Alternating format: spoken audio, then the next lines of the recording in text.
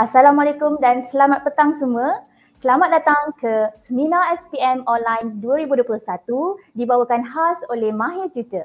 Seminar ini dianjurkan dengan kerjasama Universiti Multimedia MMU dan juga Selcom. Terima kasih MMU dan Selcom. Baiklah, apa khabar adik-adik? Sihat ke? Excited kan untuk seminar kali ini? Okey. Jadi baiklah, sebelum kita mulakan, pastikan adik-adik dalam keadaan yang selesa dan juga sudah bersedia. Okey, yang paling penting sekali, pastikan adik-adik ada buku nota dan juga pen untuk adik-adik catat segala nota dan isi penting pada seminar hari ini. Okey, nanti adik-adik ada sebarang soalan, adik-adik boleh komen di ruangan komen. Cikgu akan bacakan bagi pihak adik-adik kepada kita punya ahli panel hari ini. Untuk maklumat semua, Mahir Tutor kini telah mencecah lebih 50,000 orang pelajar di seluruh negeri, di mana adik-adik boleh mengakses bahan pengajaran 16 subjek SPM secara percuma. Wow. Okey, melalui apa? Melalui website kami di planetmahir.com/tutor pada bila-bila masa di mana-mana jua. Adik-adik boleh mengikuti pengajaran daripada pelbagai subjek daripada tingkatan 4 dan juga tingkatan 5 sebagai ulang kaji sebelum menduduki SPM bulan depan. Okey, semua kelas pengajaran telah direkod dan boleh diakseskan secara video on demand. Bagi adik-adik yang belum mendaftar, boleh PM kami di Facebook Planet Mahir dan juga Instagram Mahir Tutor, antara dua tu. Okey, jadi baiklah, untuk sesi petang ini kita akan ditunjuk ajar tentang tips dan triks teknik-teknik bijak untuk memahami soalan subjek perniagaan oleh Cikgu Nur Azra binti Ismail yang merupakan guru di SMK Seri Pantai Kampung Kerinci. Beliau juga sudah menjadi guru perniagaan sejak tahun 2018 hingga kini dan juga merupakan jurulatih utama Negeri Wilayah Persekutuan Kuala Lumpur. Malah, beliau juga adalah penulis skrip TV Pendidikan KPM bagi subjek ini. Jadi, tanpa membuang masa lagi, adik-adik pun sudah bersedia bukan? Jadi jom kita bersama Cikgu Nur Azra. Silakan Cikgu. Baiklah. Terima kasih Cikgu Nadia. Okay. Assalamualaikum warahmatullahi wabarakatuh. Bismillahirrahmanirrahim. Alhamdulillah saya diberi peluang untuk share tips and trick untuk jawab subjek perniagaan bagi peperiksaan SPM yang akan datang ni. Tak lama lagi je. Lagi dalam tak sampai sebulan lagi. Okay, kita akan bermula exam pada 2 hari bulan 3 tak silap saya. Dan seterusnya lah, lebih kurang sebulan macam tu. Dan Cikgu Nadia, boleh saya mohon untuk mulakan slide saya sekarang? Okay, terima kasih Cikgu Nadia.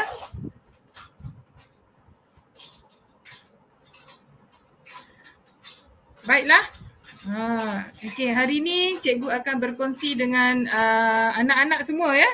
Berkongsi tips and trick macam mana nak jawab soalan peperiksaan bagi mata pelajaran perniagaan. Pertama sekali anak-anak mesti tahu bila kita nak exam ni. Okey, saya tak type semula jadual ni, saya nak bagi anak-anak tengok. Yang ni original daripada jadual peperiksaan yang dikeluarkan oleh LPM. Cikgu dah highlight dekat situ, boleh tengok. Kita akan menduduki peperiksaan bagi mata pelajaran perniagaan pada hari Rabu 16 Mac. Tak lama lagi ya. Hari ni 4 hari bulan 2. Okey, jadi kita dalam sebulan lebih sikit lah ya, untuk kita bersedia. Belum terlambat lagi, masih ada masa.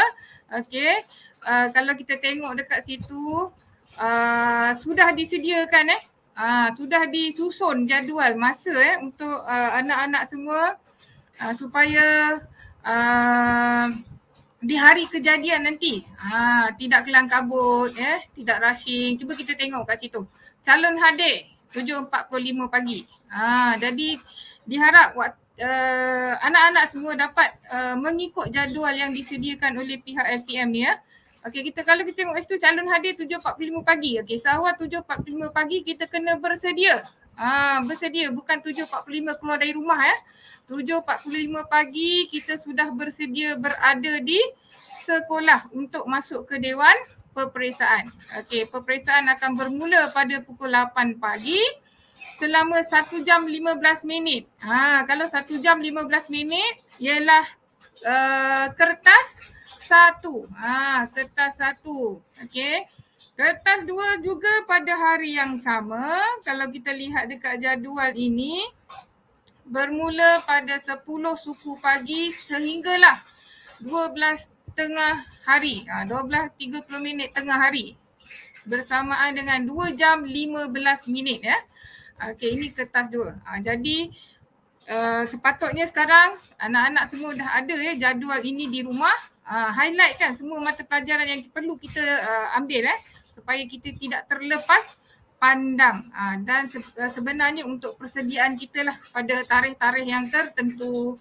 Okey, baiklah. Seterusnya, saya bermula dengan syarat lulus. Syarat lulus apa ni ya?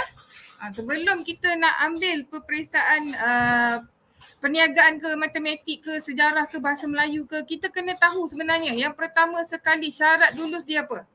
Okey, bagi mata pelajaran perniagaan, okey, anak-anak semua mesti menduduki ketiga kertas peperiksaan. Okey, mungkin ada yang dah tahu, okey, mungkin ada yang terlepas pandang, mungkin ada yang terlupa, tak apa. Kita ingatkan, kita saling mengingati ya. Okey, baiklah. Kalau tengok dekat skrin tu, kita boleh tengok ada 3 jenis kertas. 3766 tu kod ya, kod kepada mata pelajaran perniagaan. 3776/1, /2 dan /3. Itu bermaksud kertas 1, kertas 2 dan kertas 3. Kenapa cikgu letak T kat tepi tu? Besar-besar dan berwarna merah pula tu. Ada tanda awas. Okey, ada maksudnya ya. Okey, sekiranya anak-anak tertinggal salah satu daripada kertas peperiksaan ini, maka di akhirnya nanti walaupun anak-anak menduduki 2 kertas yang lain, tidak ada apa-apa grade diberikan ya. Walaupun grade gagal. G walaupun grade gagal kita takkan dapat. Kita akan dapat status T. T bermaksud tidak hadir. Nanti dalam slip SPM kita di akhir nanti perniagaan T.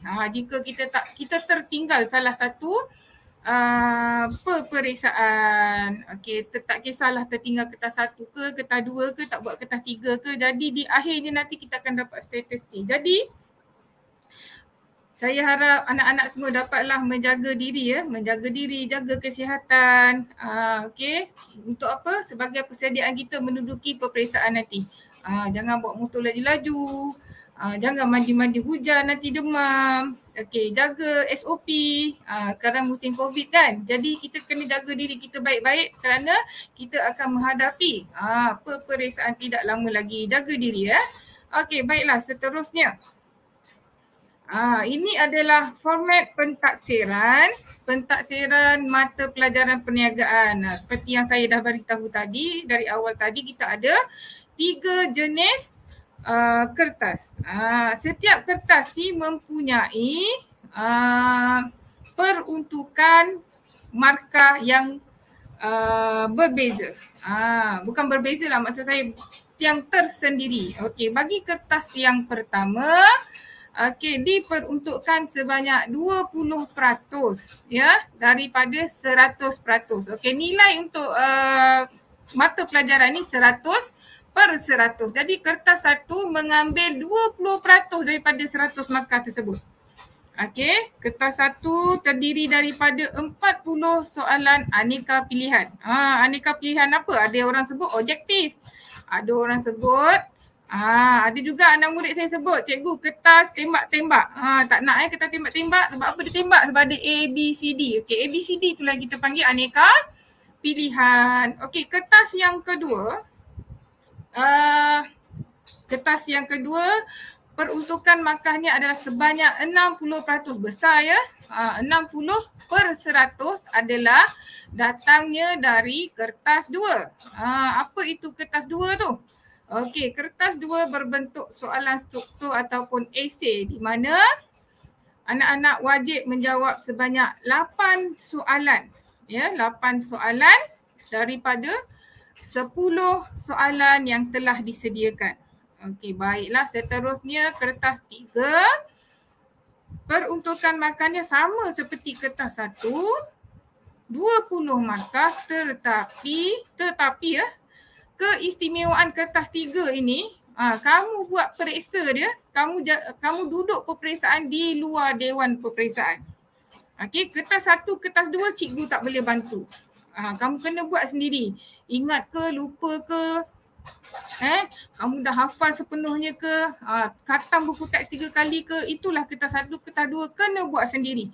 Tapi istimewanya kertas 3 ni kamu boleh buat bersama-sama dengan cikgu. Okey, jadi kamu kena rebutlah peluang 20% ini ataupun 20 markah ini di luar dewan peperiksaan. Okey, sebenarnya saya nak promote sikitlah kertas 3 ni sebab kenapa saya nak promote sangat kertas 3 ni? Sebab kertas 3 ni lah yang banyak membantu anak-anak untuk lulus. Okey, bayangkan kertas 3 ni dengan bimbingan guru sepenuhnya. Ini bermakna setiap kesilapan yang anak-anak buat dalam kertas 3 masih ada peluang untuk dibetulkan. Sehinggalah anak-anak berpuas hati boleh dapat 20 markah.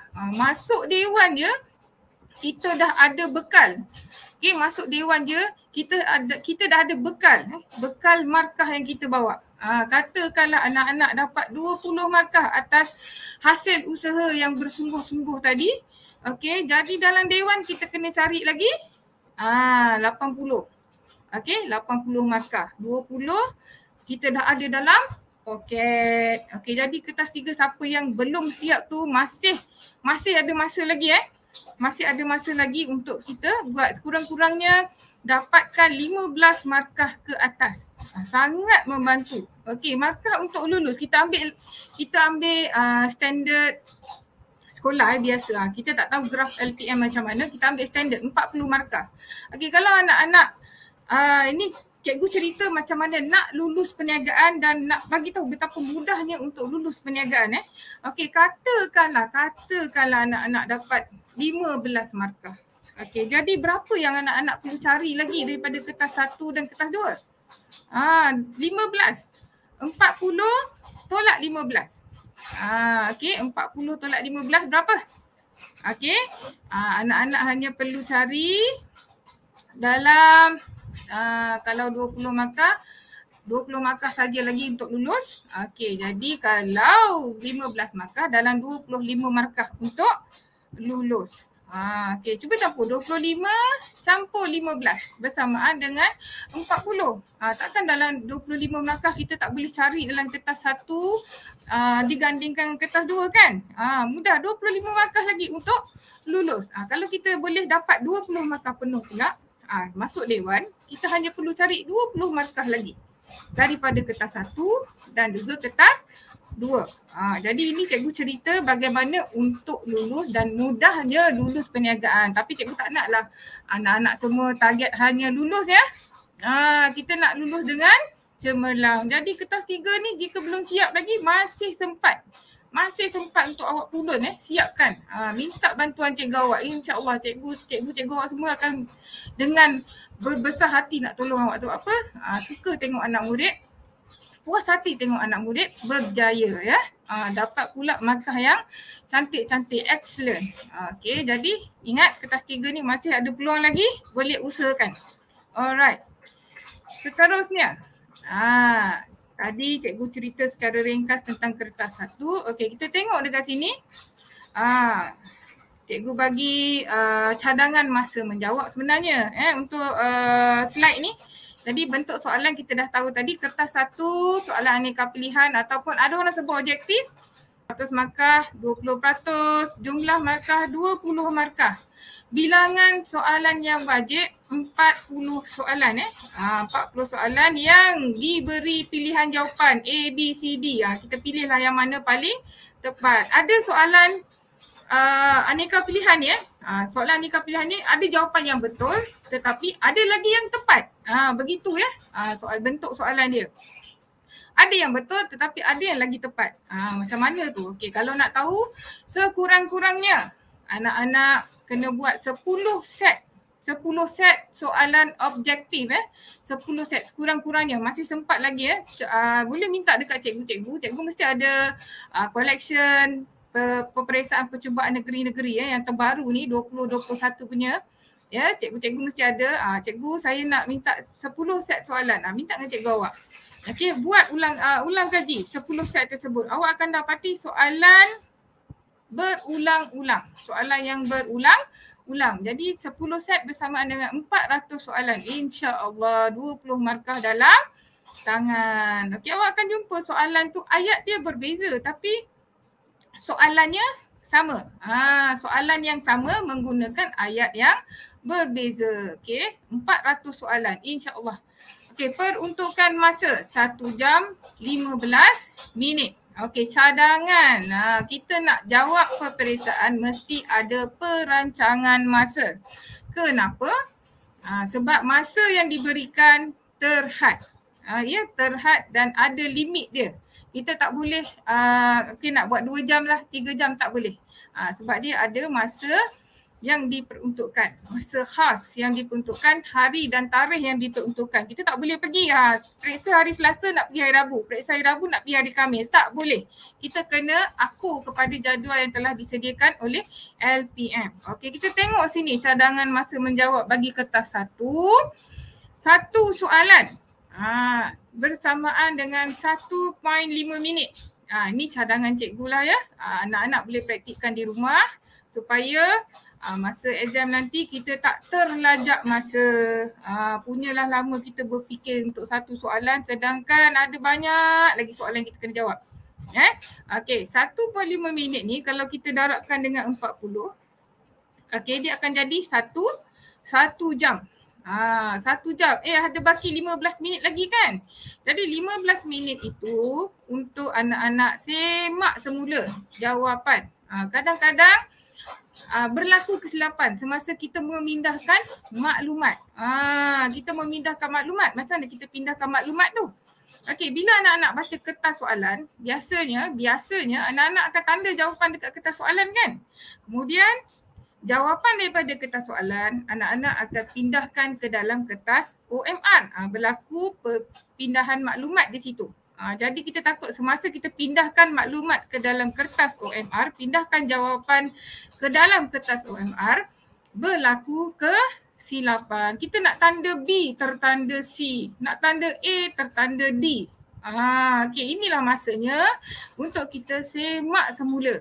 Dan adakah cukup 40 soalan itu kita tanda jawapannya? Okey, mungkin kita rasa kita dah siap. Bila kita tak semak, rupa-rupanya ada lagi soalan yang tidak ditanda. Dalam kertas soalan dia tanda, dalam kertas OMR dia tak tanda. Bahaya tu sebab jawapan awak dikira berdasarkan jawapan yang ada dalam kertas OMR. Kertas soalan kita tak kira kertas soalan kita tak kira. Yang kita hantar tu kertas OMR. Okey, lagi satu. Ni kisah benar masa cikgu jaga exam lah, mengawas. Bukan jaga, itu jaga jadi guard pula Okey, cikgu mengawas peperiksaan. Berlaku terdapat calon yang menulis angka giliran orang lain. Kebetulan cikgu jaga satu line tu, ini sebelum COVID Okey, setiap cikgu dia ada line yang dia perlu jaga. Okey, kebetulan saya cek satu persatu, terdapat 2 angka giliran yang sama. 2 angka giliran yang sama. Okey, nasib baik cikgu perasan. Cikgu tengok IC dia, tengok kat meja dia, slip peksa dia. Rupanya calon ni tersalah hitamkan nombor tu. Bahaya ni murid-murid. Angka giliran tu pergi kat orang lain, buat dia markah awak tinggi, pergi markah dekat orang lain. Jadi gunakan 15 minit tu untuk semak semua maklumat diri yang awak masukkan dalam kertas OMR. Penting markah tu untuk kita, bukan markah tu untuk orang lain. Awak tersilap tanda angka giliran, markah tu akan pergi kepada orang lain. Okey, ingat mesti ada baki 15 minit untuk semakan semula. Okey, baiklah, seterusnya. Format pentaksiran kertas 2. Okey, ini markah yang paling besar. Yang paling besar sekali diperuntukkan 60 markah. Okey, baiklah. Dalam kertas 2 ni kita ada 3 bahagian. Yang pertama bahagian A, bahagian B dan bahagian C. Okey, 3 bahagian. Okey, mungkin ada yang dah tahu, mungkin ada yang rasa ragu-ragu. Okey, sekarang masanya lah untuk awak semak semula. Catat semula. Okey. Kerana apa? Kerana penting untuk awak tahu supaya awak dapat merancang masa. Okey. Kena tahu. Kita kena tahu berapa bahagian, berapa markah bahagian tu, berapa soalan yang dia bagi, berapa pilihan jawapan yang kita kena buat. Okey, penting. Penting semuanya kerana kita perlu merancang masa untuk menjawab soalan. Seperti yang saya dah kabarkan tadi, masa kita sangatlah terhad. Okey, baiklah. Kertas 2 ada 3 bahagian. Kemudian dia ada pecahan markah lagi kat sini. Bahagian A 50 markah, bahagian B 30 markah, bahagian C 60 markah. Okey, jadi kalau awak totalkan semuanya bernilai 100%. 100% markah dia. Jadi ini kira matematik saya nak tunjuk ni. Jadi 1 markah, okey, 1 markah bagi kertas 2 ni, 1 markah bagi kertas 2 bersamaan dengan 0.6 markah sebenar. Okey, nampak tak? Setiap 1 markah yang awak dapat dalam mana-mana bahagian ni, A ke B ke C ke, okey, markah sebenarnya adalah 0.6 markah. Jadi jika bahagian kertas 2 ni, katakanlah awak dapat contoh 50/100. Jadi awak kalikan dengan 0.6 markah. Okey, baru dapat berapa? 30 markah. Macam ni kiraan dia. Okey. Jadi bahagian A kita ada 6 soalan. Okey.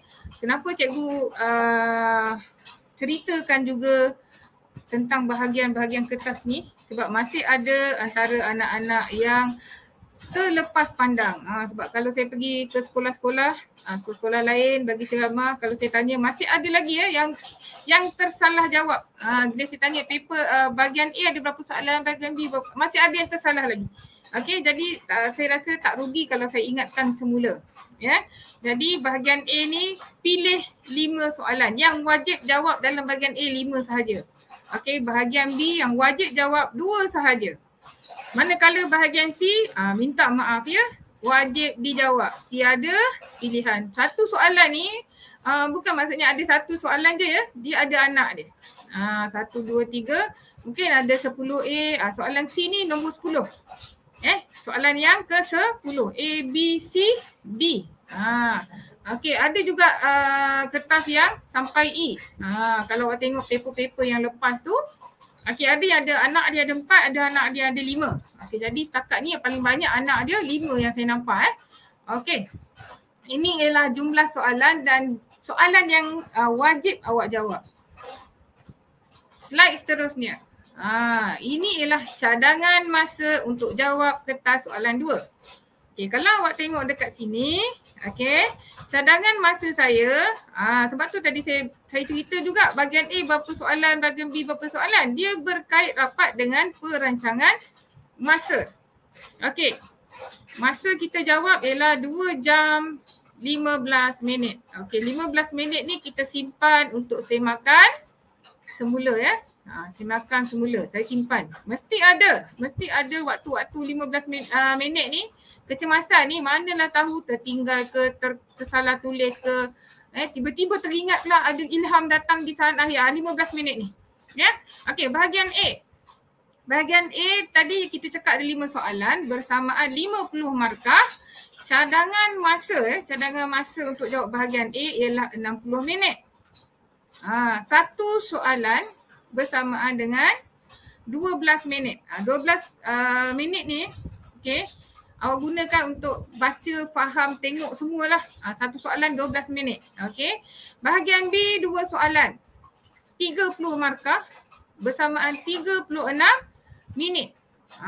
Okey, maksudnya 2 soalan ni, satu soalan 18 minit. Okey. Satu soalan 12 minit bahagian A. Okey. Bahagian C 24 soalan, minta maaf tersasul juga ya. Okey, 24 minit. 24 minit ni untuk 5 anak soalan. 5 atau 4 anak soalan. 10A, 10B, 10C, 10D, 10E. Okey, jadi 24 minit ni lah untuk baca esei yang panjang tu dan untuk fahamkan soalan dan jawab segala soalan yang ditanya. Okey, untuk bahagian kertas 2 ni, cikgu faham kadang-kadang ada sesetengah murid dia memang, contohlah dia memang pakar dalam bab 1. Kalau dia jumpa soalan yang berkaitan dengan bab 1, punyalah lama dia jawab. Kenapa dia nak soalan tu perfect? Sebab dia tahu dia pakar bab tu. Jangan macam tu kita obses dengan satu-satu soalan, kita jawab lama sangat sampai soalan lain pun tertinggal. Okey, kita kena adil untuk setiap soalan. Pastikan masa yang diberi tu mencukupi untuk awak jawab soalan. Jangan terlajak, selalunya tertinggal. Yang ini pengalaman saya, memang ramai calon tertinggal bahagian C. Dia duk leka jawab bahagian A, bahagian B sebab dia rasa A dengan B ni senang. Malas nak baca esei bahagian C, tak boleh banyak markah ni 20. Bahagian C pun wajib dijawab. Jangan tinggal bahagian C. Dan jangan tinggal kosong jawapan awak. Cuba sedaya upaya jawab juga soalan tu. Kalau soalan yang ada situasi, cuba ambil saja situasi yang ada dalam soalan tu, ubah suai sikit, jawab. Okay, insyaAllah jika ada rezeki awak, betul, daripada awak tinggalkan kosong, tidak ada apa-apa markah yang awak dapat. Okey, baiklah, ini cadangan masa untuk menjawab. Saya ada setengah jam lagi untuk share dengan awak macam mana kita nak jawab soalan. Saya lebihkan fokus kepada kertas 2 kerana kertas 1 kita tahu aneka pilihan. Kertas 3 kita dah buat dekat sekolah. Okey, jadi yang saya nak bincang ni adalah peruntukan markah yang terbesar tadi, 60 markah tu. Okey, kertas 2. Okey, saya akan fokus kepada kertas 2 lah ya. Sebelum awak nak jawab soalan, sebelum nak jawab soalan kertas 2, soalan struktur, ada orang kata soalan esei, awak kena kenal pasti elemen-elemen yang berwarna biru ini. 1, 2, 3. F, H, C. Kerana elemen F, H, C ni dia ada hubung kait yang rapat dengan penggunaan kata tugas. Ada sesetengah sekolah kata kerja. Itu dua-dua maksud dia sama saja. Kalau saya kata tugas, kadang-kadang saya tersasul cakap kata kerja, sama je maksud dia. Okey, jadi F ini ialah fakta, H ialah huraian, C ialah contoh. Jadi kita kena tahu bila kita nak guna fakta, bila kita nak guna huraian, bila kita nak guna contoh, kita kena tahu. Okey, kenali dulu. Kalau kita tengok buku teks, kita dah tahu ni fakta, ni huraian, ini contoh. Okey, seterusnya inilah kata tugas yang saya nyatakan tadi, ataupun ada yang sebut kata kerja. Ada juga yang sebut kata kerja. Benda yang sama aja. Okey, di sini saya ada sediakan sebenarnya 12 kata tugas yang biasa kita nampak dalam kertas peperiksaan. Kalau awak rajin, masih sempat lagi cari 2 tahun yang kebelakangan ni. Yang tahun lepas tak ada sebab dia ambil balik dan statusnya masih sulit. So awak boleh nampak jenis-jenis kata tugas dan kata kerja. Masih sempat lagi, jangan takut. Sempat lagi awak nak berkenalan. Berkenalan dengan kata tugas. Okey, yang pertama, nyatakan, senaraikan, berikan, apakah atau kenal pasti. Okey, apa yang kita nak guna? Okey, nampak tak yang tadi tu? Cikgu undur sikit. Undur, reverse. Okey, yang ni. Okey, ini yang cikgu masukkan tadi. Elemen-elemen ni, fakta, huraian, contoh.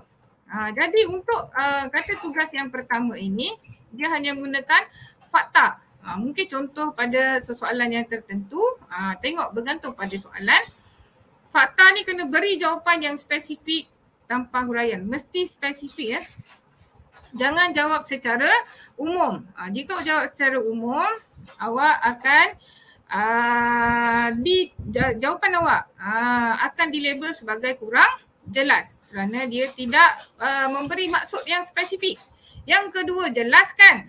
Okey, jelaskan awak perlu bagi huraian. Okey, pada penelitian saya lah ya, sepanjang saya mengajar subjek perniagaan ni, huraian ni dia ada dua cara nak jawab ya.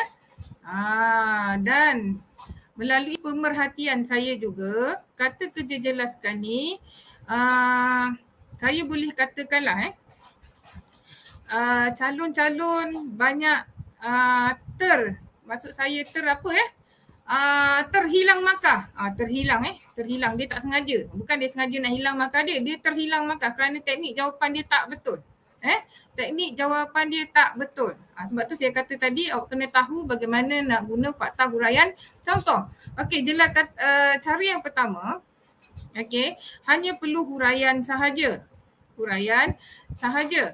Okey, cara yang kedua, kita boleh tengok dekat kat sini, dia perlukan fakta yang dikembangkan, dengan huraian. Ni wajib tahu fakta dikembangkan dengan huraian. Sekiranya awak sediakan fakta sahaja, tidak ada markah diberikan. Selalu saya pergi mana-mana sekolah, saya ingatkan pelajar-pelajar, saya akan kata kerja jelaskan ni kedekut. Kenapa kedekut? Okey, dia tak macam terangkan. Terangkan dia pun perlu fakta dan huraian. Mungkin contoh juga tengok soalan. Okey, fakta dengan huraian. Kalau awak bagi fakta, katalah awak jawab, okey ni fakta dia, okey. Kemudian awak bagi huraian. Sini awak dapat 2 markah dah. Just in case ada calon yang tulis fakta, alamak huraian tak ingat. Okey, dia tak tulis huraian ni. Ini untuk kata kerja terangkan ya. Dengar baik-baik. Pelajar ini masih lagi dapat 1 markah kerana dia ada fakta. Dia tak tulis huraian. Fakta ada, masih lagi dapat 1 markah. Berbeza dengan jelaskan, dia tertinggal. Bukan tertinggal, mungkinlah dia tak tahu kan. Dia tulis fakta je. Memang tidak ada markah, kosong markah Itu beza dia jelaskan dan terangkan. Hati-hati. Kata kerja jelaskan ni dia kedekut. Kata terangkan dia baik hati. Dia baik hati kata kerja terangkan. Sebab peruntukan markah dia berbeza. Untuk 1 jawapan dapat 2 markah. Kalau kata kerja jelaskan hanya 1 markah walaupun fakta ditulis bersama dengan huraian. Hanya 1. Tertinggal huraian, hanya fakta, tidak ada markah. Okey, kalau nak tengok cikgu macam mana ada yang huraian saja, mana yang macam mana kita nak tahu fakta plus huraian kena tulis sekali cikgu. Okey. Saya senang je. Saya tengok buku teks. Cuba tengok buku teks. Yang ada yang bold colour, ada fakta, huraian. Sebab tu kena biasakan diri dengan buku teks maksud saya bukanlah kita nak bergantung 100% daripada buku teks. Ada juga jawapan-jawapan yang memerlukan calon tu memberikan jawapan yang di luar buku teks. Tak banyak soalan macam tu lah. Tapi kebanyakannya awak boleh tengok fakta huraian macam mana. So kenalilah buku teks dengan lebih dekat lagi, berkenalan. Bercinta dulu dengan buku teks ni buat 1 bulan setengah ni. InsyaAllah awak akan dapat bezakan yang mana fakta plus huraian, yang mana huraian sahaja ya. Okey, yang keempat, kata kerja huraikan. Yang ni dia nak guna 3 sekali. Fakta, huraian, contoh. Mesti ada ketiga-tiga elemen ini. Fakta, huraian, contoh. Tak kisahlah tulis dalam 1 ayat yang panjang. Campur fakta, huraian, contoh. Ataupun tulis satu-satu macam ni pun boleh. Tapi yang penting 1 set jawapan mesti ada 3 elemen ini. Okey. Dan melalui pemerhatian saya, selama saya mengajar ni, kalau keluar soalan huraikan, Saya nampak pelajar dia tertinggal contoh. Tetapi tertulis huraian banyak. Dia mampu menulis huraian yang banyak tetapi dia tertinggal contoh. Tertinggal contoh. Jadi katakanlah soalan huraikan tu ada 3 markah. Ya, ada 3 markah tetapi murid tu dia tak tulis langsung contoh. Tetapi huraian dia ada 3. Dia tulis ni, fakta ada 1, huraian ada 3. 1, 2, 3. Okey, jadi jumlah markahnya adalah 4. Oleh itu, sebenarnya pelajar ini telah tersilap kira markah. Dia tersilap membaca, maksud saya membaca keperluan fakta huraian contoh tersebut. Jadi sebenarnya pelajar ini hanya dapat 2 markah sahaja walaupun huraiannya adalah 3. Kenapa? Contoh tidak diberikan.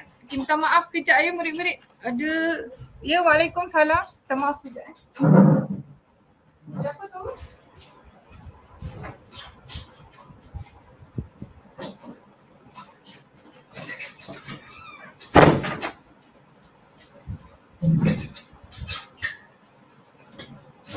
Minta maaf murid-murid, ada apa? Ada orang hantar barang. Minta maaf lah. Macam ni lah ya, bila kita belajar online, ada saja gangguan daripada luar. Saya tak buka pintu kan, dia tak hantar barang. Saya order apa? Toner untuk printer saya. Minta maaf. Kita sambung semula.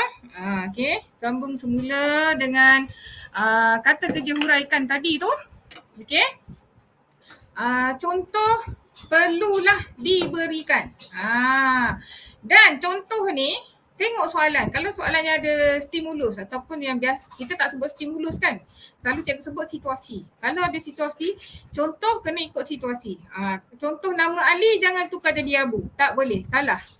Kalau soalan tu tidak ada situasi, soalan secara direct saja, boleh bebas menggunakan apa-apa contoh. Tapi kalau soalan yang ada situasi, awak kena ambil contoh daripada situasi. Okey, baiklah. Seterusnya, mengapakah? Mengapakah? Berikan sebab. Okey, sebenarnya dia tanya sebab mengapakah ni. Okey, bagaimanakah cara-cara ataupun langkah-langkah. Hitungkan. Hitungkan ni kita mengira. Okey, selalu soalan mengira ni ada dalam bab 4 tingkatan 5 ya. Bab 4 tingkatan 5 nisbah asas. Okey. Ada pusing ganti stok lah, pusing ganti aset lah, okey dan sebagainya. Okey, jadi bila awak buat pengiraan ni, tunjukkan jalan pengiraan yang jelas. Saya dah sediakan beberapa soalan termasuklah soalan pengiraan ni. Jika cukup masa, insya-Allah saya tunjukkan cara nak buat kira-kira dan macam mana nak dapat markah untuk soalan pengiraan ni. Okey. Bersetujukah anda? Soalan yang sebegini, yang menggunakan kata tugas macam ni, dia sebenarnya meminta awak membuat pilihan dan membuat keputusan. Awak kena buat keputusan. Awak nak pilih yang mana? Setuju ke tak setuju? Awak nak sebut ya ke tidak? Awak nak kata dia wajar ke tak wajar? Okey, tetapi tak boleh pilih kedua-dua secara serentak. Mungkin awak takut nak cakap tak setuju. Awak rasa tak setuju dengan pandangan soalan tu. Awak nak tulis tak setuju. Tapi awak takut. Sebenarnya dalam SPM ni, setuju dapat markah, tak setuju pun dapat markah. Ya dapat markah, tidak pun dapat markah. Okey, jangan takut. Pilih salah satu. Jangan pula awak tulis saya bersetuju. Namun jauh di sudut hati saya tidak bersetuju. Habislah tak ada markah. Jangan tulis macam tu, bahaya. Okey, jadi soalan yang sebegini memerlukan calon memilih dan membuat keputusan, bukannya penanda yang membuat keputusan untuk awak. Jadi nanti timbul krisis jawapan, penanda tak boleh nak bagi markah. Sebab tak tahu pelajar ni dia buat keputusan apa, ya ke tidak, setuju ke tak setuju. Okey, selalunya kata tugas ini akan diikuti oleh kata tugas yang nombor 9 ya. Jika bersetujukah anda dengan keputusan Encik Azman? Kemukakan alasan. Okey, dia suruh awak bagi alasan pula kenapa awak buat pilihan tak setuju. Kenapa buat pilihan setuju? Beri sebab kenapa anda membuat sesuatu pilihan. Sebab itulah kena pilih satu je. Okey, pada pendapat anda, cadangkan. Ini adalah idea, okey. Idea atau pendapat awak tentang berkenaan sesuatu isu yang diutarakan dalam soalan tersebut. Bezakan dan bandingkan. Yang ni kedua-dua ni dia nampak sama tapi tak serupa. Okey. Untuk kata kerja bezakan, anak-anak hanya perlu berikan perbezaan sahaja, ya. Pastikan ada pasangan. Pasangan yang betulnya apa maksud dia? Okey, ada murid dia suka jawab dalam bentuk kotak, ya, dalam bentuk kotak supaya boleh menunjukkan perbezaan dengan lebih mudah. Jadi contoh ni A, B. Bezakan aspek yang sama. Contoh kalau baju. Contoh baju A biru, baju B merah. Aspek yang sama iaitu warna. Kalau size L, size M. Awak bezakan dari segi aspek size. Itu maksud dia pastikan ada pasangan yang betul. Jika ada murid yang ataupun anak-anak yang suka tulis dalam bentuk esei, pastikan ayat yang calon ataupun awak tulis tu pastikan ada menunjukkan perbezaan dengan menggunakan perkataan manakala. Ya. Baju A berwarna merah manakala baju B berwarna biru. Begitu, mesti ada perkataan manakala. Jika awak tulis baju A berwarna merah, baju B berwarna biru, tidak ada markah. Sedangkan jawapan warna tu dah betul. Tetapi oleh kerana jawapan tu tidak menunjukkan perbezaan, awak tidak akan dapat markah. Rugi kat situ. Okey, jadi saya syorkan buatlah kotak untuk kata tugas bezakan lebih mudah buat kotak. So awak tak perlu nak reka-reka ayat yang panjang. Okey, seterusnya bandingkan. Okey, bandingkan dia ada juga elemen perbezaan. Sama je kaedah dia dengan kata tugas bezakan tadi, cuma dia ada persamaan. Tambah je satu elemen lagi, persamaan. Itu beza dia. Bandingkan, contohlah. Bandingkan ni 5 markah. Awak jawab semua perbezaan. Awak 5? Kenapa 5 kemudian awak bagi jawapan gini. Ada 3 aspek pembezaan. Contoh A, B. Ni aspek pertama, kedua dan ketiga. Okey, awak tulis jawapan semua. Kalau awak kira kat sini 1, 2, 3, 4, 5, 6. Katakanlah 6 ni betul kan, perbezaan awak tu betul. Awak kata awak dapat 6 markah. Tidak maksimum 5 lah. So markah dia 5 kan. Tidak sebenarnya awak hanya layak dapat 4 markah sahaja maksimum. Kenapa? Tak ada persamaan. Tak tulis persamaan. Kerana 1 markah tu dia dah spare siap-siap dah. 1 markah ni mesti ada elemen yang lain iaitu persamaan, bukan perbezaan sahaja. Kalau awak nak tulis perbezaan tu 2, persamaan 3 pun boleh. Tak ada masalah. Yang penting dua-dua ada. Persamaan ada, perbezaan pun awak tunjukkan. Boleh, tak ada masalah. Okey, baiklah. Seterusnya. Macam saya cakap tadi, awak dah tahu kata tugas, dah tahu dah fakta huraian nak guna macam mana. Awak kena kenal jenis soalan. Ada soalan yang tiada stimulus ataupun biasa kita sebut situasi. Yang tak ada situasi, dia tanya terus je. Apakah kepentingan, keuntungan? Contoh, berikan maksud spesifik. Contoh saja. Itu soalan yang direct yang awak boleh ambil terus dalam buku teks. Ada soalan dia guna situasi atau dia ada stimulus dia. Ada bahan rangsangan dia dalam soalan tu. Okey, jadi awak kena jawab soalan tu berdasarkan stimulus atau situasi yang diberi. Contoh-contoh situasi kadang-kadang dia bagi dalam bentuk teks. Petikan pendek, ada petikan yang panjang. Ya. Adalah bentuk grafik, bergambar, rajah. Ada dalam bentuk jadual. Ada dalam bentuk perbualan ataupun dialog. Okey. Kalau perhatikan. Okay, jadi stimulus ni contoh contoh-contoh yang biasa awak nampak dalam kertas soalan. teks, grafik, jadual ataupun perbualan. Jadi petuanya soalan yang sebegini, maksimumkan penggunaan situasi. Maksimumkan penggunaan situasi. Ambil ada nama Abu, masukkan nama Abu dalam jawapan. Ada nama Ali, masukkan nama Ali dalam jawapan. Okey, tak kira lah apa saja situasi yang ada tu awak guna untuk jawapan awak supaya penanda dah tak boleh nak potong-potong markah awak dah. Oh, budak-budak ni memang jawab cantik. Semua soalan, semua situasi yang ada dia gunakan dalam jawapan dia. Okey, macam mana kita nak maksimumkan? Okey, kita cuba tengok contoh-contoh soalan yang cikgu sediakan sebelum tu. Okey, cikgu gunakan kaedah ni, KKM ni. Bukannya apa, bila kita nak jawab soalan, sebelum jawab soalan, kita kena berkenalan dengan soalan tu. Kita kena tahu kata kunci. Kata kunci ni sebenarnya topik. Kata kunci. Kunci nak buka soalan. Tak tahu topik, tak boleh buka soalan. Kita kena kenal kata tugas atau kata kerja yang kita bincangkan tadi.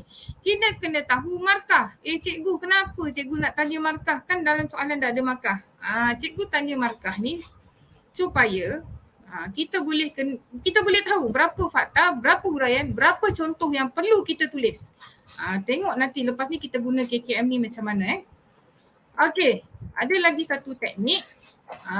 Ini kalau nak belajar seorang-seorang kat rumah. Takkan tengah malam kita nak call kawan kita kan. Teknik blend. Kita blend situasi yang ada dalam soalan ke dalam buku teks. Yang ni pun saya akan tunjuk. Kalau saya nak cerita blend tu buat begini-begini awak tak nampak. Nanti ada soalan saya tunjuk baru awak nampak blend tu macam mana. Bila biasanya cikgu sebut, okey, kaitkan situasi. Macam mana nak kait? Ini bukannya kait baju kita blend sebenarnya, senang. Kalau kita kait kadang-kadang anak-anak tak nampak nak kait macam mana. Nanti kita blendkan situasi dengan buku teks. Tengok macam mana Okey, untuk soalan yang pertama. Soalan yang pertama ni kita ada gambar. Rangsangan dia dalam bentuk gambar Kalau anak-anak tengok sini ada nama tak? Harvey Norman, GrabFood, tapi biasanya dalam soalan peperiksaan dia takkan ambil nama-nama perniagaan ni Mungkin dia akan tukar kedai perabot Azura. Perkhidmatan penghantaran makanan Azmi contoh. Ada tulis gambar A. Nampak tak? Ada tulis gambar B. Ada gambar perabot. Ni nama perniagaan Ni nama perniagaan. Kemudian diberi gambar A, gambar B. Ada gambar perabot. Dan ada gambar orang pekerja mengambil pesanan makanan pelanggan dia. Okay, ini adalah situasi sebenarnya. Awak nampak simple je gambar tapi sebenarnya inilah situasi yang disebut-sebut selalu tu. Okay, stimulus rangsangan. Jadi sebelum kita nak jawab, saya biasa guna dalam kelas KKM. Okey murid-murid, apakah topik bagi soalan ni? Apakah topik bagi soalan ini? Saya akan tanya supaya mereka tak tersalah jawab soalan. Kadang-kadang ada soalan dia, kita teka tajuk ni, sebenarnya dia tajuk lain, dah hilang markah. Okey, saya sediakan bantuan dari segi petikan buku teks. Nampak tak ni? Okey, jadi dalam buku teks, tajuk dia aktiviti perniagaan. Okey, jadi kita tahu sebenarnya tajuk dia lah aktiviti perniagaan. Okey, kata tugas dia apa biasa kata tugas dia duduk depan. Biasanya ada juga dalam 1-2 keadaan dia duduk kat tengah. Tak apalah, yang penting kita dah kenal. Dia duduk kat tepi ke, kat tengah ke, kat belakang, kita dah tahu dah. Itu kata tugas. Huraikan. Okey, huraikan. Markah berapa ni? Cikgu kata tadi, cikgu ni dah tahu markah, tanya lagi. Ni kan markah. Memang betul 6 markah. Tapi tujuan saya tanya fakta, huraian, contoh. Okey, jadi berapakah fakta, huraian, contoh yang kita kena tulis? Ini 6 markah, bermaksud 2 fakta, 2 huraian, 2 contoh. Nampak kat sini? 6 markah. Kita kena pandai baca markah. Baca markah bukan baca 6 markah, bukan baca macam tu. Maksudnya kita baca 6 markah, berapa elemen fakta huraian contoh yang kita nak beri. Okay, jadi kita dah tahu ini adalah langkah pertama sebelum kita jawab. Tapi dalam exam janganlah lama sangat buat analisis soalan tu ya. Kita tengok, sentiasa tanya diri kita, KKM apa? KKM apa? Sebelum jawab soalan dia macam waste supaya awak tak tersesat. Okay. Kita dah tahu dia nak fakta, jadi kita ambil kat sini. Aktiviti berasaskan barang. Aktiviti berasaskan perkhidmatan. Okay, ini ialah fakta. Okay. Fakta, dua fakta. Kita ada fakta pertama, fakta yang kedua, huraian. Huraian kita nak ambil apa? Kita ambil dekat sini. Melibatkan penggunaan faktor-faktor pengeluaran untuk menghasilkan barang fizikal. Nampak tak tu? Ini untuk soalan yang bergambar tadi. Senang tak?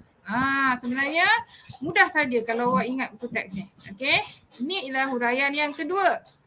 Melibatkan penawaran barang tidak nyata yang dapat memberikan keselesaan kepada pengguna. Okey, kalau untuk dalam peperiksaan, awak jangan risau, tulis satu je pun dah cukup dah. Tak payah tulis banyak-banyak. Keselesaan boleh, kepuasan boleh, kecekapan pun boleh. Okey, jadi kita dah ada fakta dengan huraian. Contohnya, kilang perabot, menghasilkan perabot seperti meja, kerusi dan kabinet. Kita tak boleh nak ambil contoh dalam buku teks. Ni saya kata soalan yang ada situasi. Okey, contohnya kilang perabot menghasilkan. Tak boleh ikut ni. Cuba kita tengok situasi yang ada dalam buku teks pula, yang ada dalam soalan. Harvey Norman, contoh. Katalah Harvey Norman ni buat perabot. Saya bagi contoh lah. Contohnya Harvey Norman. Kita blend kat sini. Harvey Norman menghasilkan perabot. Contoh. Untuk dijual kepada pengguna. Nampak tak? Untuk dijual kepada individu. Kita ambil sampai sini. Kita masukkan contoh Harvey Norman menghasilkan perabot. Kita potong yang tengah ni. Menghasilkan perabot cukup. Meja kerusi ni semua tak payah. Untuk dijual. Nampak? Kita blend je. Contohnya Harvey Norman menghasilkan perabot. Kalau dia bagi gambar lain atau dia bagi gambar kilang baju, menghasilkan baju. Okey, menghasilkan baju untuk dijual kepada pengguna. Itu saya kata blend tadi. Ambil yang dalam situasi itu masuk dalam buku teks. Mudah saja. Bila kita belajar seorang-seorang, takkan kita nak call kawan kita setiap kali kan. Guna kaedah blend ni untuk bantu awak. Apa ada situasi masuk dalam buku teks. So awak akan dapat idea macam mana nak rangka jawapan awak. Okey. Ini contoh jawapan. Setiap kali menulis jawapan, tulislah kepala ayat. Okey, kepala ayat. Kepala ayat ni penting okey. Gambar A. Nampak tak? Saya gunakan situasi gambar A. Ada, masukkan situasi. Aktiviti ni saya dah bagi jawapan tadi. Ini faktanya. Okey, ini huraiannya. Sebenarnya jawapan yang panjang tadi tu dia boleh dibagi markah yang berasingan. Okey, kalau tulis panjang sekali pun tak apa, kita terima markah dia, tetap diterima. Fakta, huraian dan contoh. Contohnya peniaga Harvey Norman menjual perabot kepada pelanggan pun boleh. Jadi apa yang awak perlu, gunakan, maksimumkan situasi yang diberi. Begitu juga bagi gambar B. Masukkan nama GrabFood, tulis kat sini gambar B. Okey, inilah cara nak jawab soalan situasi. Ingat, saya ulang lagi sekali, mulakan dengan kepala ayat dan jawab dengan menggunakan segala situasi yang ada. Okey, baiklah. Ini soalan yang berdasarkan jadual. Tadi kita ada sebut jadual kan? Soalan yang kedua adalah berkenaan dengan share pasaran. Jadi kita tengok kat sini KKM kita. Okay, apa topik dia? Kita dah nampak terang-terang kat sini, share pasaran. Share pasaran. Kalau kita nak tengok kat sini, kata tugas dia apa? Jelaskan. Ni nak jelaskan kaedah yang mana? Huraian saja atau fakta plus huraian? Okay. Kita tengok sekejap lagi. Markah ada 5. Ada 5 markah ni, bermakna 5 huraian kita kena bagi. Okey, mari kita tengok contoh. Ini buku teks. Saya crop daripada buku teks, saya crop. Kalau kita tengok kat sini, soalan ini memerlukan kaedah yang pertama. Jawab sahaja huraian, tidak perlu fakta. Huraian sahaja. Nampak tak ni? Okey. Jadi awak boleh ambil isi daripada dalam buku teks. Okey, jadi soalan ini sebenarnya bertanyakan tentang share pasaran yang wujud bagi perniagaan tersebut. Dalam situasi ini ada nama Smart Techno, Jalur Pantas, Cyberline, ada tulis peratus, ya, ada tulis nama perniagaan peralatan komputer di Bandar Kajang, Selangor. Jadi gunakan ke semua situasi yang ada dalam ni, masukkan dalam jawapan anak-anak. Jangan lupa kepala ayat dahulu. Share pasaran bagi 3 perniagaan di atas. Ialah saya sebut 3 sebab apa? Ada 1, ada 2, ada 3. Saya maksimumkan penggunaan situasi. Atau kalau anak-anak nak sebut satu-satu pun boleh. Smart Techno, Jalur Pantas, Cyberline pun boleh. Okey, jadi saya masukkan jawapan. Yang pertama menunjukkan kadar peratusan share yang pasaran yang wujud bagi perniagaan yang berkaitan dengan, saya tambahkan ni, peralatan komputer di Bandar Kajang, Selangor. Nampak tak? Okey. Kalau dekat sini, dia hanya tulis secara umum bahagian atau peratus penguasaan jumlah pengguna yang membeli barang dan perkhidmatan yang dikeluarkan oleh sebuah perniagaan ni. Gantikan dengan nama perniagaan peralatan komputer di Bandar Kajang, Selangor. Itu yang saya kata blend. Okey, situasi yang pertama. Sama juga keadaannya dengan situasi yang lain. Masukkan nama Smart Techno. Telah berjaya menguasai 60% pasaran. Okey, Smart Techno mempunyai share pasaran terbesar. Mana saya dapat? Tengok sini. Perniagaan, contoh lagi perniagaan yang menguasai share pasaran terbesar lazimnya akan menjadi pemimpin dalam pasaran. Smart Techno yang menguasai share pasaran terbesar, tambah kat sini sebanyak 60%. Nampak tak? Ni dah dapat 1 markah ni. Ni saya kata blend. Ambil situasi, blend dalam textbook. Kalau kita pening-pening nak ulang kaji, tak payah buat ayat sendiri, masukkan situasi. Menjadi Smart Techno, tambah ni, lazimnya akan menjadi pemimpin. Siapa yang akan jadi pemimpin ni? Kita foto sini, tulis Smart Techno. Okey, Smart Techno menjadi pemimpin dalam pasaran. Nampak saya masukkan dalam ni Smart Techno ni. Gitu. Okey, jadi anak-anak jangan risau, mudah saja perniagaan ni, dapat situasi, masukkan saja dalam buku teks. Ini kaedah menjawab. Ini kaedah jelaskan yang hanya memberikan huraian sahaja. Saya tak bincang tentang silibus, saya bincang tentang teknik nak jawab. Okey. Saya ada masih lagi masa ke admin? Ada masa lagi tak? Boleh saya teruskan dalam 1-2 soalan lagi? Boleh. Boleh terima kasih. Tengok saya dah terlajak sedikit masa. Okey, yang seterusnya soalan nombor 3. Kalau kita tengok dekat sini, stimulusnya berupa dialog. Dialog. Saya laju sikit supaya kita dapat share. Saya sediakan soalan banyak sebenarnya. Okey, KKM. Guna balik KKM tadi. Okey, tajuk apakah ini? Kata kunci dia apa? Topik dia apa? Okay, kalau kita baca arahan dia, dialog berikut, arahan pernyataan, dialog berikut berkaitan dengan interaksi bahagian fungsian dalam organisasi dengan organisasi luar. Okey, jadi inilah sebenarnya kata kunci atau topik dalam buku teks. Bab 4 tingkatan 4. Ini tajuk dia sebenarnya. Jadi kata kerja, kata tugas, terangkan.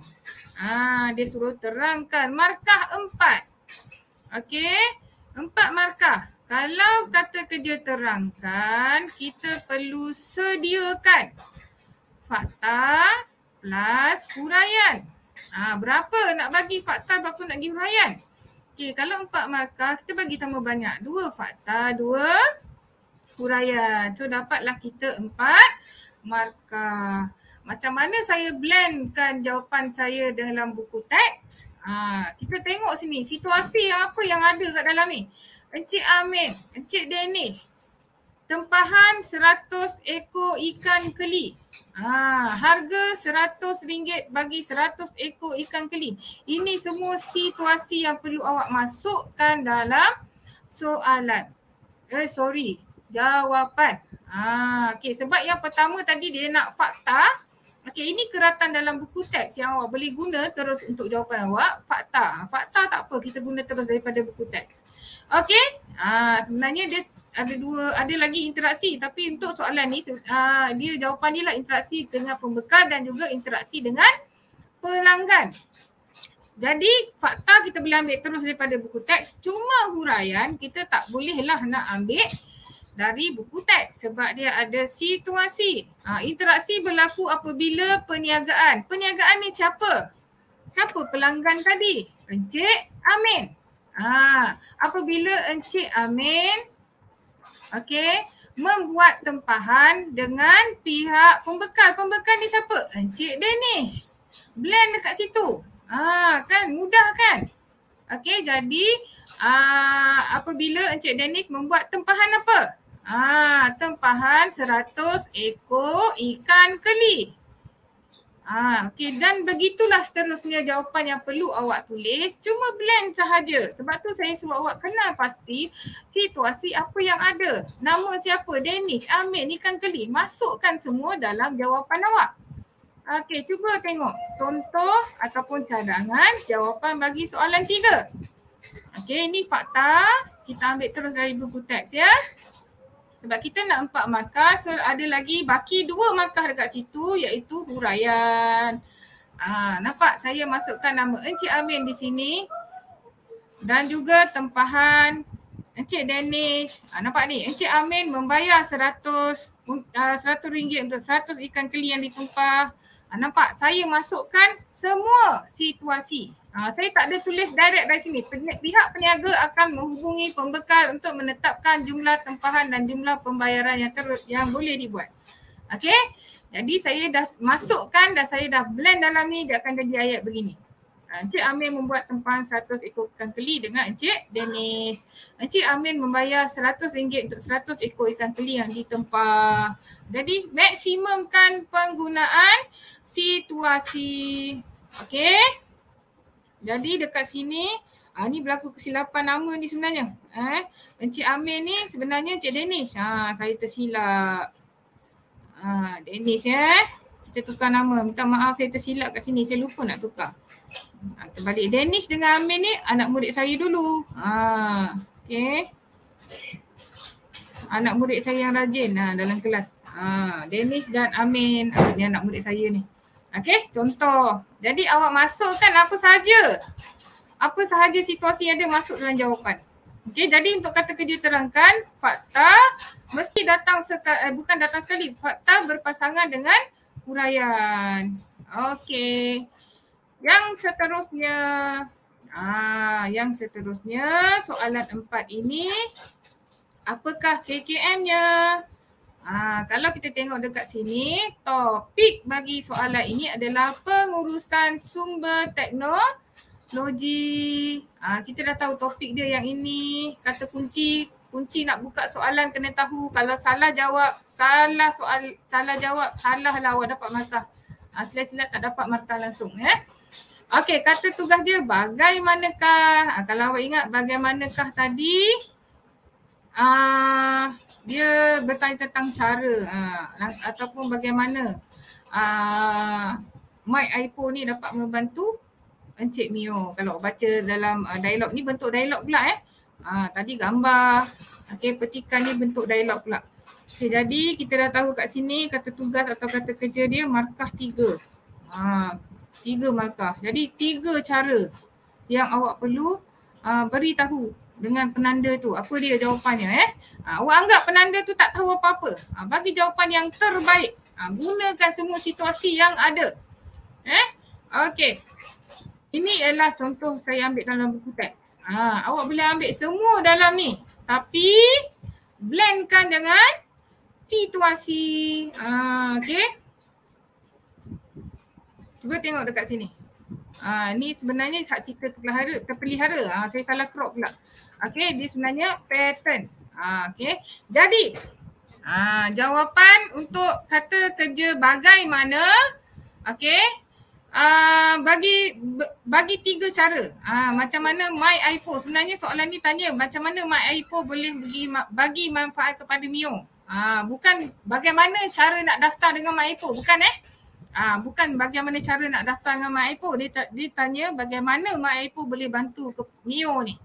Okey, yang pertama, bagi tahu Mio boleh mendapatkan hak eksklusif untuk mesin kuih kapit yang diciptanya. Okey.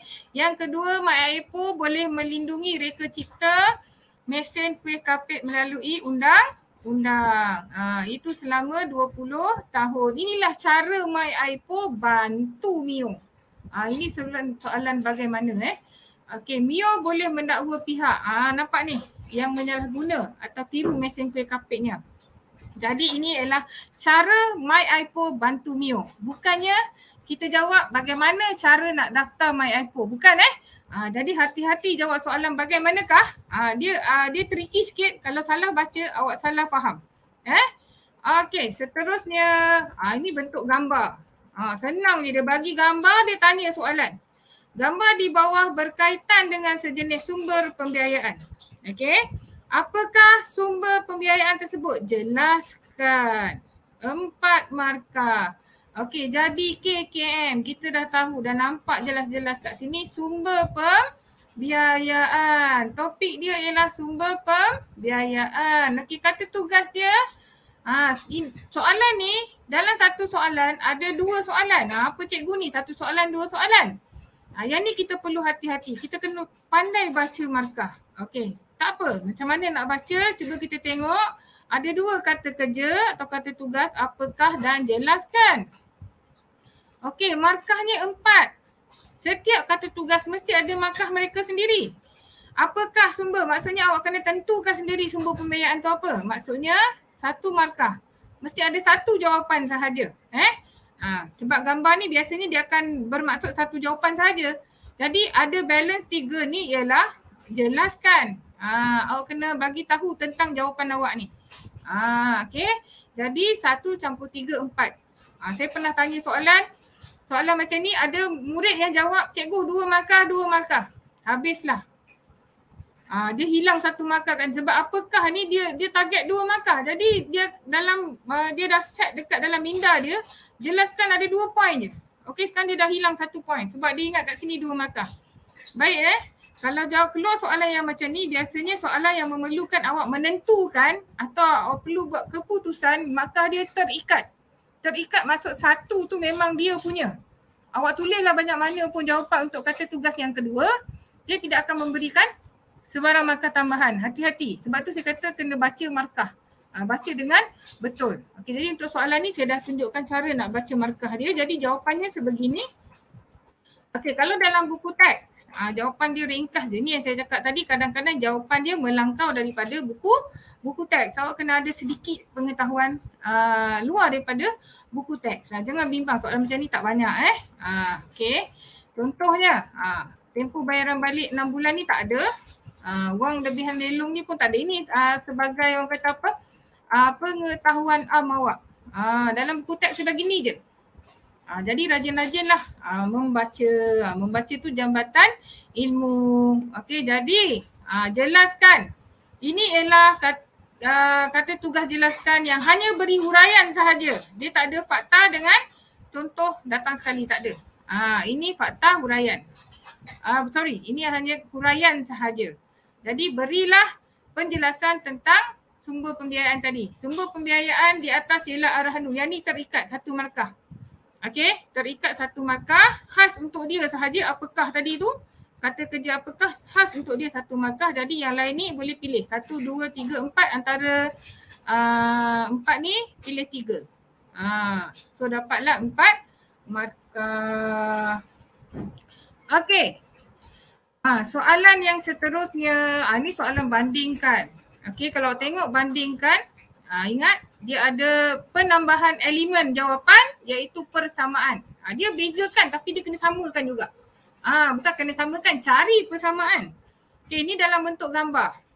Dia tak cerita pun nak apa-apa, dia bagi gambar saja Gambar, nama perniagaan. Dulu ada nama perniagaan A, perniagaan B. Nampak tak? Okay. Jadi KKM. KKM.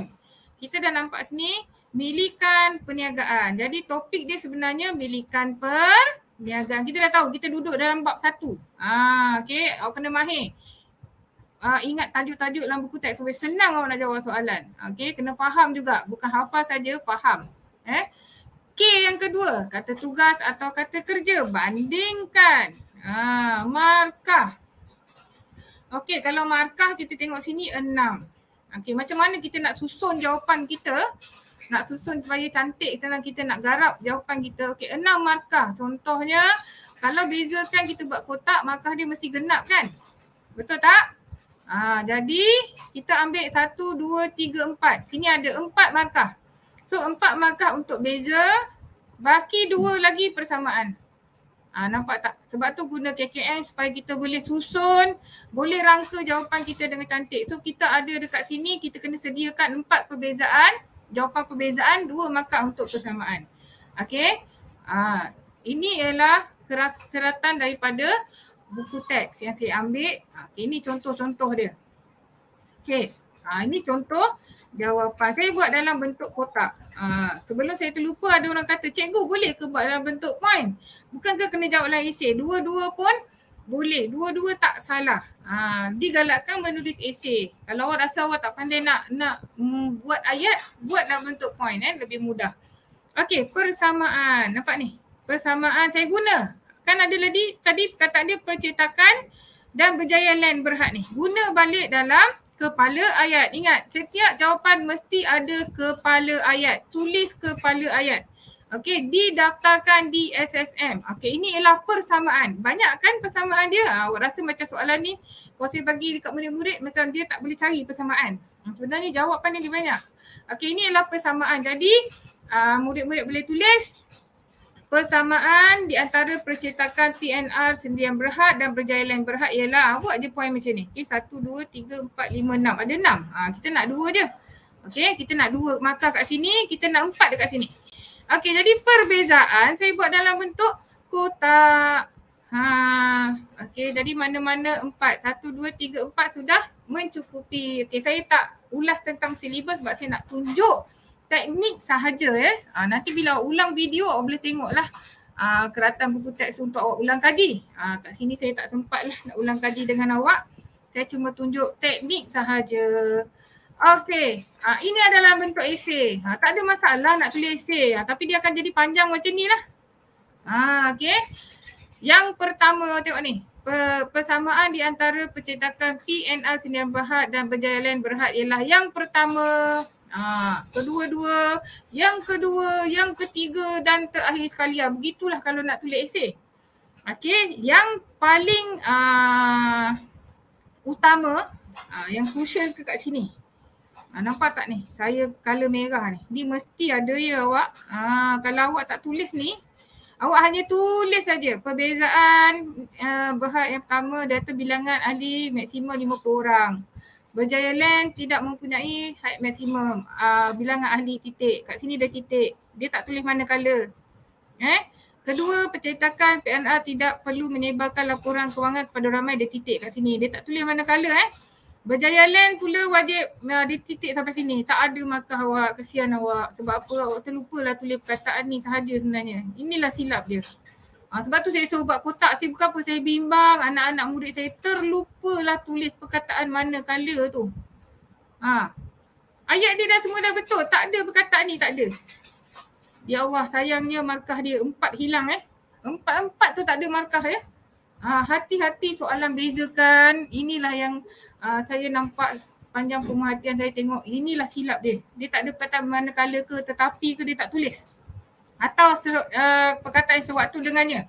Sayang jadi kalau boleh tulislah dalam bentuk kotak. Ini dah secara terus menunjukkan perbezaan Okey. Admin, ada masa lagi ke? Mantap. Dah time dah. Boleh dengar? Boleh lagi ke? Atau nak stop kat sini je? Dah boleh stop. Dah boleh Okey. stop dah. Sebab kita dah lajak dah ni. Itulah minta maaf lah, syok kan bercakap tadi.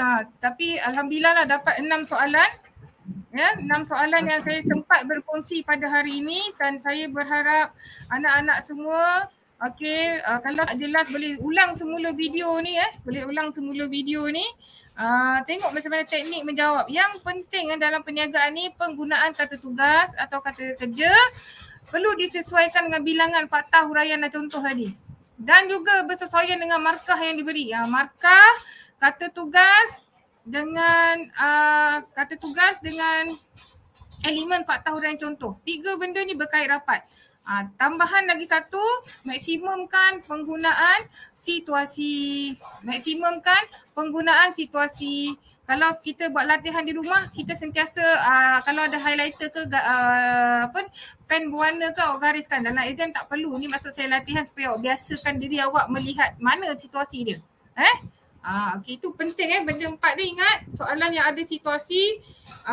Saya ulang lagi sekali. Pertama, kena tahu markah dia berapa. Sesuaikan dengan bilangan fakta huraian contoh. Tengok kata tugas dia sesuai ke tak dengan fakta huraian contoh tu. Yang keempat, maksimumkan penggunaan situasi. Kalau tak, ending dia akan ditolak 1 markah. Umum satu Malaysia dah tahu dah. Tak tulis situasi, tolak 1 markah. Kalau ada 5 soalan awak jawab, 5-5 tak kaitkan dengan situasi, awak akan hilang 5 markah. Bukan sikit 5 markah tu. Okey, baiklah. Saya tamatkan di sini saja. InsyaAllah ada rezeki, ada jodoh, kita jumpa lagi. Terima kasih kepada mahir kita kerana memberi saya peluang untuk share apa yang boleh maksud saya memberikan manfaat kepada anak-anak lah. Alhamdulillah. Terima kasih juga kepada MMU dan juga Selcom. Terima kasih. Assalamualaikum warahmatullahi wabarakatuh. Maaf boleh cikgu stay kejap untuk outro. Boleh? Kita drag kejap ya. Saya play video dulu. Okey. Stay kejap ya. Anak-anak muda juga sekarang dah ramai yang mencuburi bidang perniagaan. Jadi, ilmu perniagaan itu memang merupakan asas yang baik untuk dikenali. Hello semua, saya Cikgu Nadia, berpengalaman mengajar perniagaan SPM daripada tahun 2018 lagi.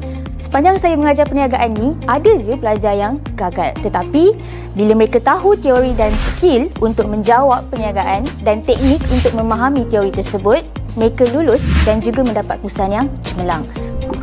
Berdasarkan pengalaman cikgu, kebanyakan pelajar mempunyai masalah utama untuk skor soalan esei dan juga soalan KBAT. Jadi dalam kelas cikgu akan kongsikan contoh-contoh yang berkait dengan isu semasa dan juga realiti kehidupan untuk adik-adik skor soalan KBAT dan juga struktur kertas 2 perniagaan. Temui saya, Cikgu Nadia, dalam subjek perniagaan SPM di Mahir Tutor. Nak tahu kelajuan peranti pintar dalam 5G? Di MMU ada jawapannya. Nak tahu bagaimana kandungan kreatif dan perniagaan atas talian dikuasai? Di MMU ada jawapannya. Nak tahu bagaimana cyber security dan undang-undang berfungsi? Di MMU ada jawapannya. Semua itu dan banyak lagi ada di Multimedia University kerana MMU ialah anda menerajui masa hadapan digital. Layari mmu.edu.my.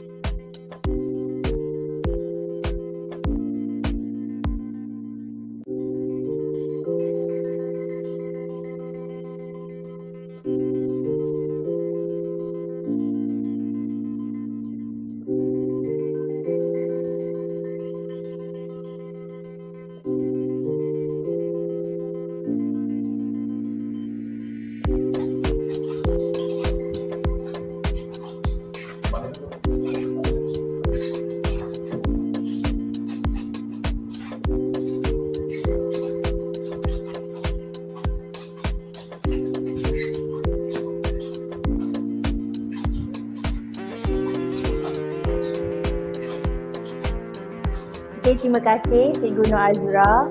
Wah, amat banyak ya ilmu yang cikgu kongsikan tadi, tips and trick yang cikgu kongsikan pada hari ini. Jadi kalau kita tengok jika ada sebarang komen soalan yang yang diajukan oleh adik-adik kita dari YouTube ataupun Facebook, sekejap ya saya tengok kat Facebook ada tak soalan dari adik-adik kita ni. Okay, kat Facebook tak ada. Di YouTube pun tiada. Jadi Cikgu Nur Azura ada final tips ke yang nak kongsi kepada adik-adik kita ni? Mungkin diorang takut nak tanya soalan ni. Okey, itulah ya, saya lebih beri penekanan kepada soalan yang ada situasi lah, sebab sepanjang pemerhatian saya soalan tu yang banyak budak-budak dia anak-anak kita ni tersalah jawab. Dia ada konten ada. Okey, kalau kita tanya soalan direct dia boleh jawab, tapi bila kita twist dengan situasi dia tak boleh nak blend. Sebab tu saya kata saya blend je, selit-selitkan tadi kan. Okay, jadi anak-anak yang rasa buat latihan di rumah tu kalau macam tak pasti nak buat ayat sendiri, guna teknik blend tu. Ambil nama-nama yang ada dalam soalan tu, kita blend dengan ayat textbook. Jadi kita tak perlulah nak perah sangat otak. Kadang-kadang budak ni dia nak buat ayat sendiri tu yang dia tersangkut. Kalau ayat buku teks direct dia pandai kan. Jadi yang penting 4 benda lah. Kata tugas sesuai dengan penggunaan fakta huraian contoh. Tengok markah dia supaya markah tu selari dengan berapa fakta, berapa huraian dan contoh nak beri. Maksimumkan penggunaan situasi, insya-Allah. Baik. Minta maaf Ibu Nadia, saya terlajak. Tak apa, janji ilmu tu sampai pada adik-adik kita.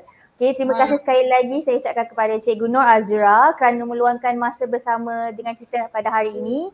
Okay, jadi harapnya ianya menjadi panduan kepada adik-adik kita. Semoga ianya memberi manfaat kepada adik-adik apabila menduduki peperiksaan SPM pada bulan depan. Tak lama je lagi. Okay, sekian dulu daripada saya dan kita akan berehat sebentar selama 15 minit. Sebelum kita ikuti pembentangan subjek seterusnya iaitu Pendidikan Syariah Islamiah. Assalamualaikum. Bye.